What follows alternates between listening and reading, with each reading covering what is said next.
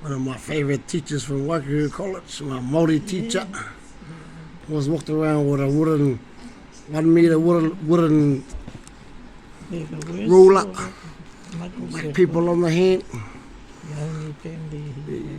Then you had 1 meter wooden rulers then, eh?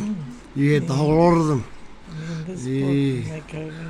We were breaking them away. Growing up You away had to from take all the other classrooms one. Jump up there, rub all your chalk marks off your blackboard. Hey, Miss Happy. Get the kapahaga, hurry up, you're late. Make sure you get on that school bus. Thank you very much for the experience.